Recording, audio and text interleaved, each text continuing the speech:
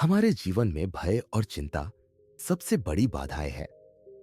यह न केवल हमारे मन को कमजोर बनाती है, बल्कि हमारे फैसलों और कार्यों को भी प्रभावित करती है।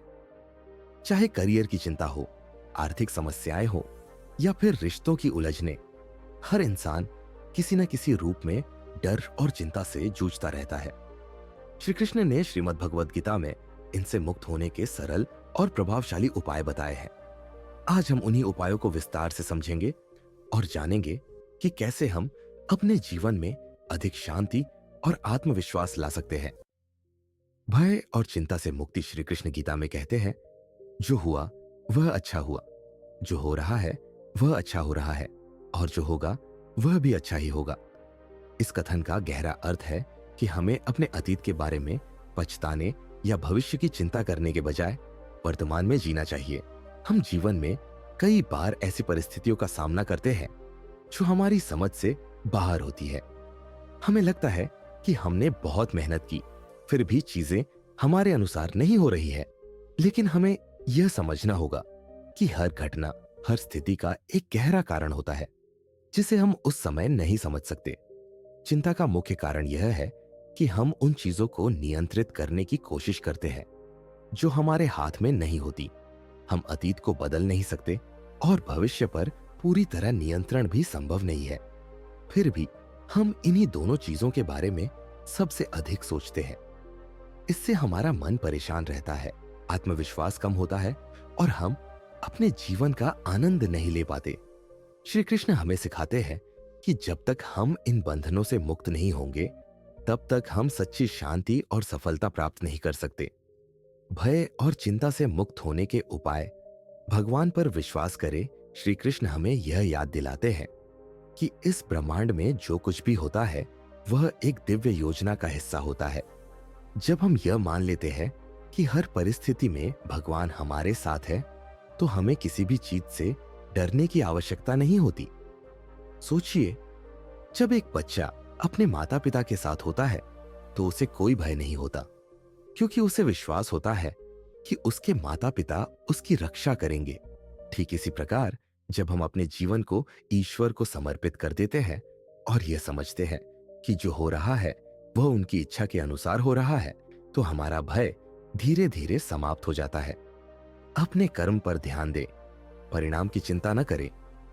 श्री कृष्ण गीता में कहते हैं, कर्म किए जा, फल की चिंता मत कर। इसका अर्थ यह है कि हमें केवल अपने कार्य पर ध्यान देना चाहिए, न कि उसके परिणामों पर। जब हम किसी काम को पूरी लगन और ईमानदारी से करते हैं तो उसका फल अवश्य मिलता है, लेकिन यह फल कैसा होगा, कब मिलेगा, यह हमारे नियंत्रण में नहीं है।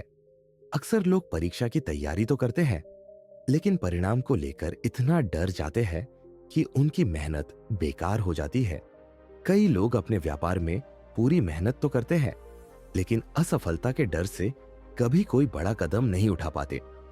अगर हम इस सिद्धांत को अपने जीवन में अपना ले, तो हम न केवल चिंता से मुक्त हो सकते हैं, बल्कि अपने कार्य में भी अधिक कुशल बन सकते हैं। वर्तमान में जीने की आदत डालें। चिंता का सबसे बड़ा कारण यह है कि हम या तो अतीत की घटनाओं के बारे में सोचते रहते हैं या फिर भविष्य की कल्पनाओं में खो जाते हैं। हमें यह समझना चाहिए कि जीवन केवल वर्तमान में है। वर्तमान में जीने के लाभ, जब हम वर्तमान क्षण को पूरी तरह जीते हैं तो हमारी ऊर्जा सही दिशा में लगती है, हमारा मन शांत रहता है और हम बेहतर फैसले ले सकते हैं।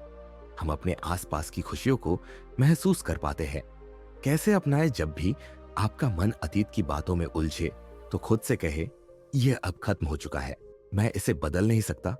जब भी आप भविष्य को लेकर चिंतित हो तो खुद से कहे, मैं इस पल में जो कर सकता हूं वही करूंगा, बाकी भगवान पर छोड़ दूंगा। ध्यान और योग को अपनी दिनचर्या में शामिल करें, जिससे आपका मन वर्तमान में केंद्रित रहेगा। निष्कर्ष, अगर हम श्री कृष्ण की इन 3 बातों को अपने जीवन में उतार ले, भगवान पर विश्वास रखना, अपने कर्म पर ध्यान देना और परिणाम की चिंता न करना, वर्तमान में जीना, तो हमारी चिंता और भय धीरे धीरे समाप्त हो जाएंगे। हमें यह समझना होगा कि जीवन में हर परिस्थिति हमें कुछ न कुछ सिखाने के लिए आती है। जब हम इस सीख को अपनाते हैं और आगे बढ़ते हैं, तो हम न केवल मानसिक रूप से मजबूत बनते हैं, बल्कि जीवन का आनंद भी पूरी तरह से ले सकते हैं।